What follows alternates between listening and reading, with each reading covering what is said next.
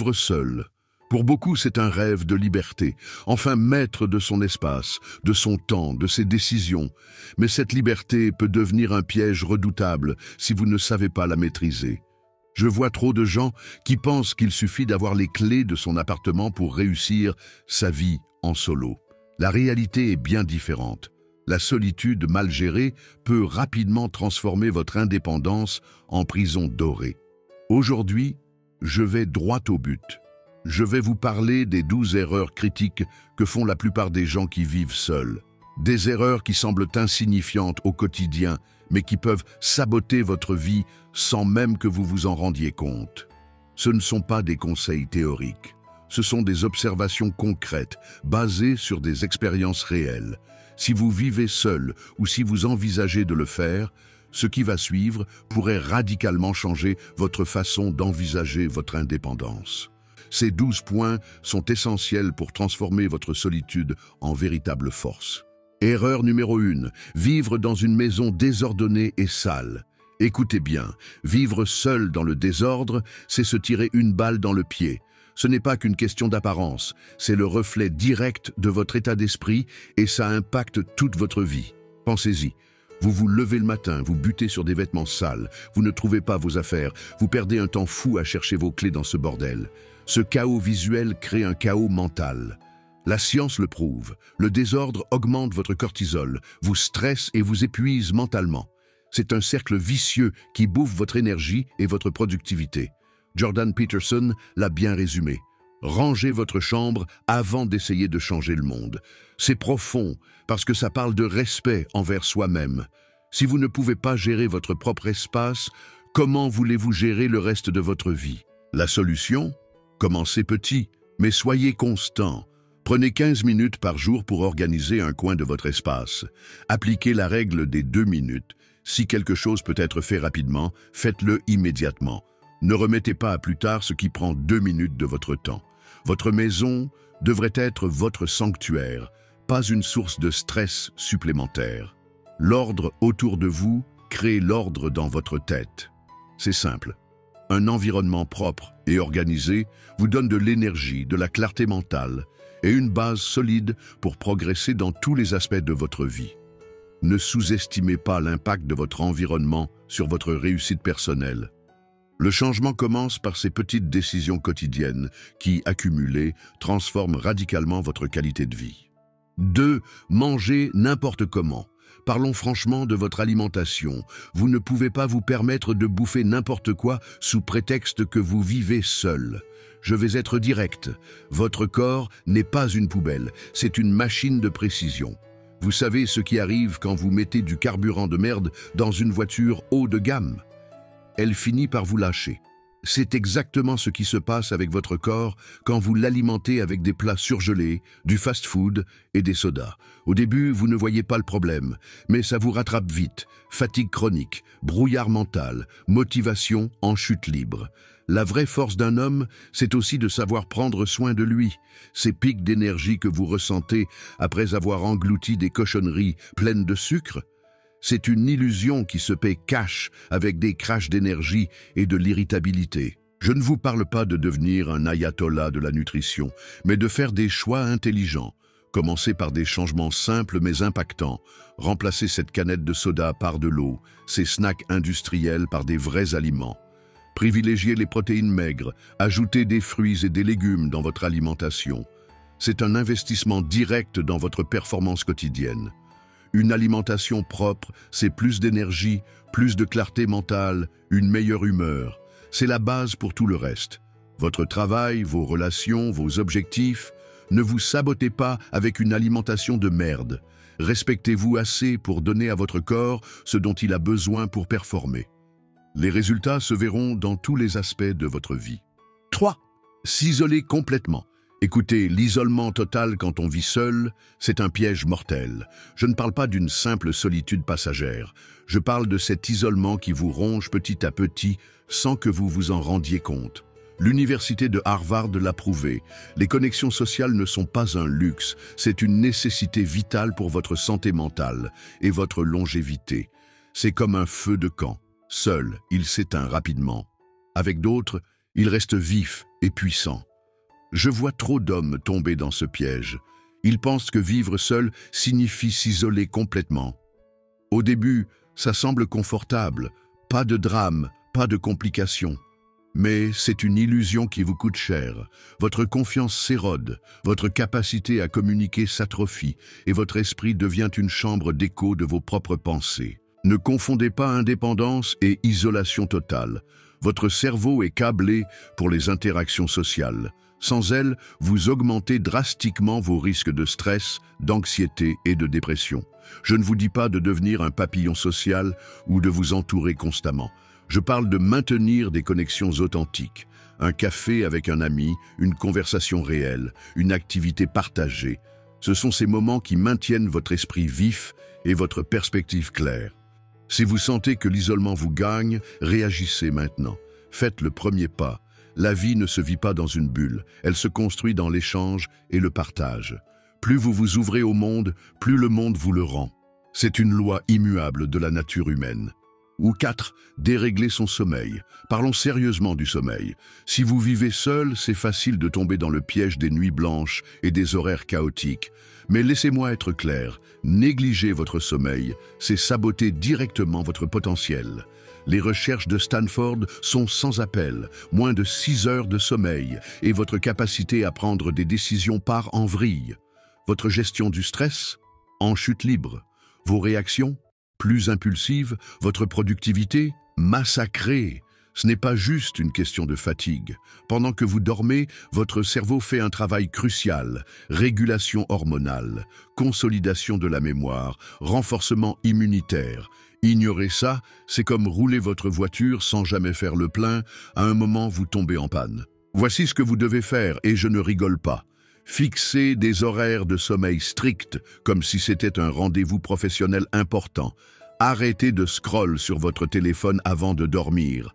La lumière bleue bousille votre mélatonine. Créez un environnement de sommeil optimal, sombre, calme, organisé. Limitez la caféine, surtout en fin de journée. Ne jouez pas au dur qui peut tenir avec 4 heures de sommeil. Les plus grands performeurs le savent. Un sommeil de qualité est la base de toute réussite. Sans ça, vous fonctionnez à 50% de vos capacités dans tous les domaines de votre vie. C'est le moment d'être honnête avec vous-même. Est-ce que vous traitez votre sommeil comme une priorité ou comme un luxe optionnel? Si vous vous sentez constamment épuisé, c'est le signal qu'il faut agir. Et ça commence dès ce soir. 5.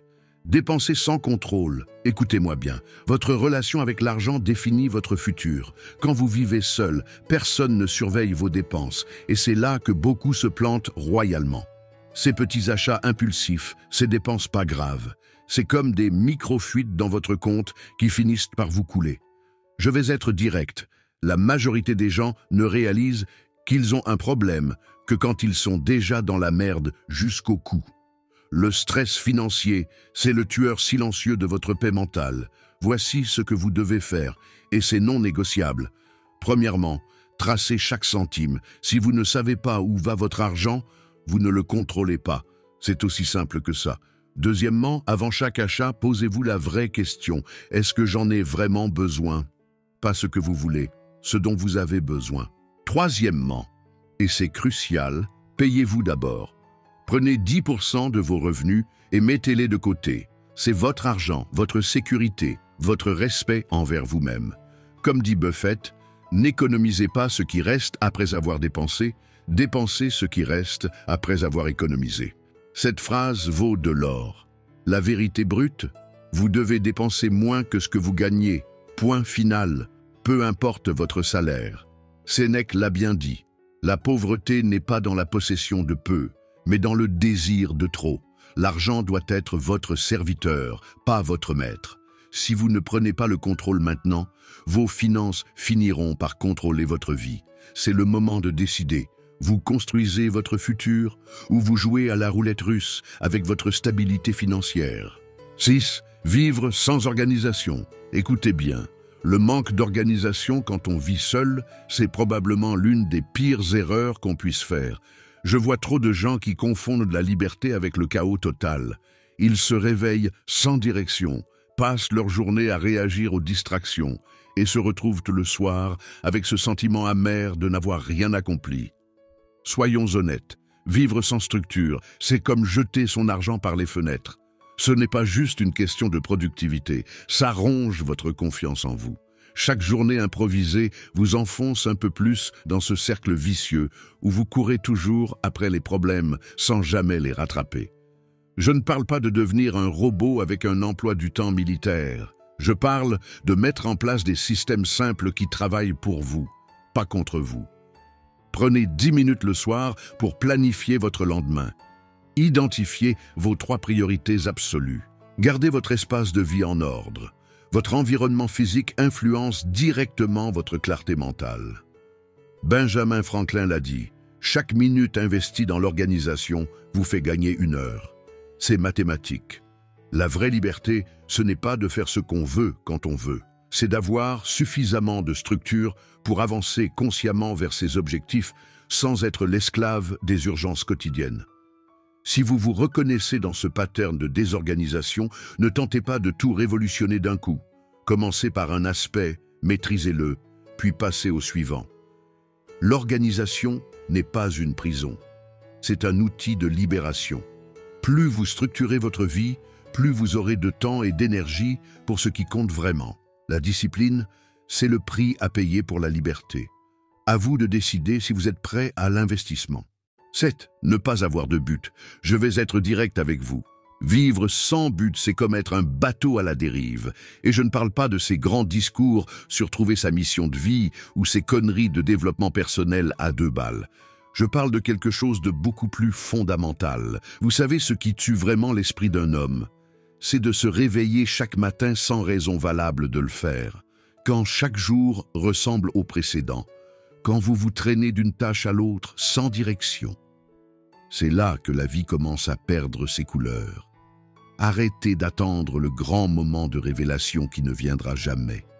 Le but, ça se construit, ça se travaille. Ça peut être aussi simple que de maîtriser un nouveau skill, de bâtir quelque chose de vos mains, ou de vous engager dans un projet qui vous passionne. L'important n'est pas la taille de l'objectif, mais l'intensité avec laquelle vous vous y consacrez. Si vous vous sentez perdu maintenant, voici ce que vous allez faire. Choisissez une chose, n'importe quelle chose, qui éveille un minimum votre curiosité et plongez-y à fond. Pas de demi-mesure. Vous aimez la photo? Devenez excellent. Le trading? Maîtrisez-le. La musculation? Faites-en votre discipline. Le but donne du sens à vos efforts quotidiens. Il transforme la routine en progression, la fatigue en investissement. Sans but, même le plus petit obstacle devient une montagne. Avec un but, même les plus grands défis deviennent des opportunités. Ne confondez pas avoir un but avec avoir un grand destin. Il s'agit simplement d'avoir une direction qui vous fait dire ça vaut la peine de se lever le matin. Le reste suivra naturellement. 8. Ne pas faire d'exercice. Regardez-vous dans le miroir et soyez honnête. Votre corps est une machine de guerre qui se rouille parce que vous avez choisi la facilité de l'inaction. Cette fatigue chronique que vous ressentez, cette difficulté à vous motiver, ce n'est pas un manque de sommeil, c'est un manque de mouvement. Je ne vais pas vous mentir, votre corps est conçu pour bouger, point final. Quand vous restez assis toute la journée, vous sabotez non seulement votre physique, mais aussi votre mental. La sédentarité, c'est un poison lent qui s'infiltre dans tous les aspects de votre vie. Mais arrêtez avec ces conneries de « je vais devenir un athlète olympique dès lundi ». C'est exactement ce genre de mentalité tout ou rien qui vous fait échouer à chaque fois. La vraie transformation ne vient pas des grands élans d'enthousiasme, mais de la régularité. Voici la vérité. Chaque fois que vous bougez, votre cerveau libère des substances qui combattent le stress, améliorent votre humeur et renforcent votre clarté mentale. C'est littéralement comme appuyer sur un bouton reset pour votre corps et votre esprit. La discipline physique forge le caractère. Si vous pouvez vous forcer à bouger quand vous n'en avez pas envie, vous développez une force mentale qui se répercute dans tous les domaines de votre vie. Commencez simple. 10 minutes par jour, tous les jours. Marche, pompe, yoga, peu importe. L'essentiel est de briser cette inertie mortelle. Ne pensez pas performance, pensée, consistance. Rappelez-vous, chaque jour d'inactivité est un jour où vous choisissez délibérément de devenir plus faible. La vraie question est, combien de temps allez-vous encore accepter ça? 9. Négliger sa croissance. Écoutez-moi bien, la stagnation intellectuelle, c'est une mort lente que beaucoup s'infligent sans même s'en rendre compte. Si vous ne grandissez pas, vous rétrécissez. Il n'y a pas de zone neutre dans la vie. Je vois trop de gens qui se contentent de leur zone de confort, qui regardent Netflix tous les soirs, qui scrollent sur leurs réseaux sociaux pendant des heures et qui s'étonnent ensuite que leur vie n'avance pas. Vous savez ce qui est vraiment effrayant? Cette stagnation s'installe si subtilement que vous ne la remarquez même pas. Un jour, vous vous réveillez et vous réalisez que vous êtes exactement au même point qu'il y a 5 ans. Le monde change à une vitesse vertigineuse. Ce qui était valorisé hier est obsolète aujourd'hui. Regardez autour de vous, l'intelligence artificielle, la transformation digitale, les nouvelles technologies. Pendant que vous restez scotché à vos vieilles habitudes, d'autres s'adaptent et progressent. Je ne parle pas de retourner à l'école ou de passer des diplômes. Je parle de développer une mentalité de croissance continue. Chaque jour, vous devez challenger vos certitudes, remettre en question vos méthodes, chercher de meilleures façons de faire les choses. Pourquoi les gens stagnent? C'est simple, le cerveau est fainéant par nature. Il préfère la facilité, le divertissement passif, les raccourcis. Mais cette facilité est un piège mortel. Plus vous vous y complaisez, plus il devient difficile d'en sortir. Voici ce que vous allez faire. Chaque jour, consacrez au minimum 30 minutes à votre croissance. Lisez un livre qui vous challenge. Apprenez une nouvelle compétence. Entourez-vous de gens qui vous poussent vers le haut, pas de ceux qui vous maintiennent dans la médiocrité. Et arrêtez avec ces excuses de « je n'ai pas le temps » ou « je suis trop vieux pour apprendre ». C'est des conneries. La vraie question est, pouvez-vous vous permettre de ne pas apprendre? Dans 10 ans, vous remercierez la version d'aujourd'hui qui a décidé de sortir de sa zone de confort. Comme l'a dit Toffler, l'illettré de demain ne sera pas celui qui ne sait pas lire, mais celui qui ne sait pas apprendre et réapprendre. La balle est dans votre camp. Soit vous prenez les devants de votre évolution, soit vous regarderez les autres avancer pendant que vous restez sur place. 10e. Être esclave de la technologie. Parlons franchement de cette addiction qui nous bouffe tous, la technologie. Vous vous reconnaissez? Premier réflexe le matin, checkez votre téléphone. Dernier geste le soir, encore ce foutu téléphone. Entre les deux, une journée entière à réagir comme un pantin à chaque notification. Je ne suis pas en train de diaboliser la technologie. C'est un outil fantastique quand on sait l'utiliser. Mais soyons honnêtes, la plupart d'entre nous sommes devenus des esclaves numériques. On scrolle sans fin sur des vies qui ne sont pas les nôtres. On passe des heures dans des distractions vides. Et pendant ce temps-là, notre propre vie nous échappe. Le plus grave, cette addiction nous vole notre capacité à supporter le silence. Ce silence précieux où naissent les meilleures idées, où l'on se retrouve vraiment avec soi-même. Posez-vous cette question. Quand était-ce la dernière fois que vous avez passé une heure entière sans regarder votre téléphone? Voici ce que vous devez faire. Et je ne parle pas de ces conneries de digital détox d'une semaine. Établissez des frontières claires. Votre chambre, zone interdite aux écrans. Vos repas, sans téléphone.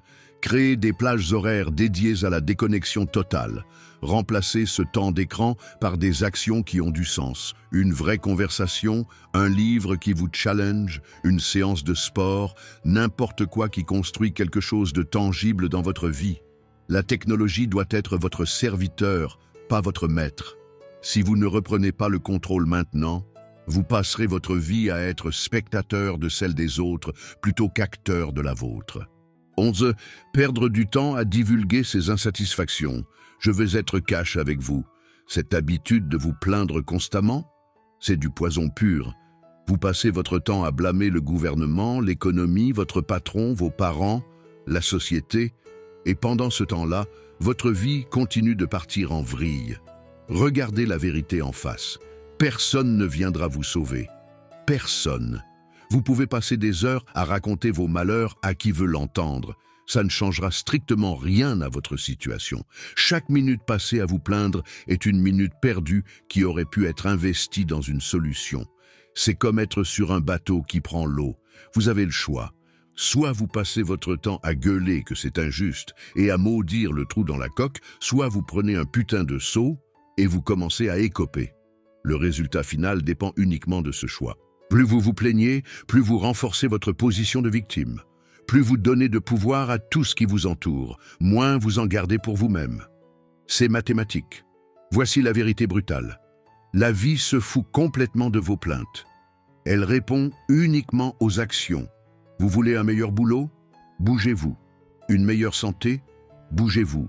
De meilleures relations? Bougez-vous. Alors aujourd'hui, faites-vous une promesse. Arrêtez ces conneries de victimisation. Fermez-la et agissez. Le monde appartient à ceux qui font, pas à ceux qui parlent. 12. Maintenir de mauvaises habitudes.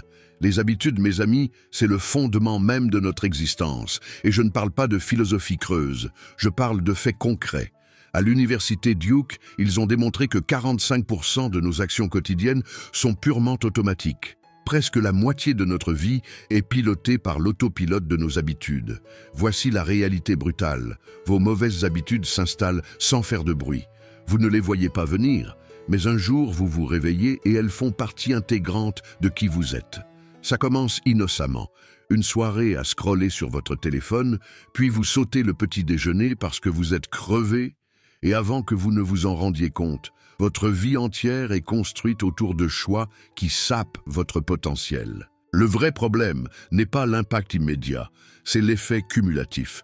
Ces petites décisions que vous prenez aujourd'hui façonnent l'homme que vous serez demain. Prenez l'exemple classique de quelqu'un qui vit au-dessus de ses moyens. Une dépense par-ci, un achat impulsif par-là, et soudain vous êtes pris dans une spirale de dettes dont vous ne pouvez plus sortir. Mais voici la bonne nouvelle. Vous pouvez reprendre le contrôle. La méthode est simple, mais elle demande de la rigueur. D'abord, identifiez ce qui déclenche vos mauvaises habitudes. Est-ce le stress, l'ennui, la fatigue? Une fois que vous avez cerné le déclencheur, vous pouvez agir. Ensuite, et c'est crucial, ne cherchez pas à éliminer une habitude, remplacez-la. Notre cerveau n'aime pas le vide. Si vous voulez arrêter de checker votre téléphone avant de dormir, remplacez-le par un livre. Si vous voulez arrêter le fast-food, préparez des repas sains à l'avance. Et voici le point clé. Rendez les bonnes habitudes faciles et les mauvaises difficiles. C'est simple. Supprimez les applications de réseaux sociaux de votre écran d'accueil, gardez une bouteille d'eau à portée de main, videz votre maison de toute la junk food. L'effet le plus puissant, c'est le domino positif que créent les bonnes habitudes. Une meilleure alimentation vous donne plus d'énergie pour l'exercice. L'exercice renforce votre discipline au travail. La discipline au travail améliore votre organisation. C'est un cercle vertueux qui s'auto-alimente. Chaque décision que vous prenez aujourd'hui est une brique dans la construction de votre avenir. Vos habitudes ne sont pas juste des actions répétées, elles sont le script qui définit votre vie.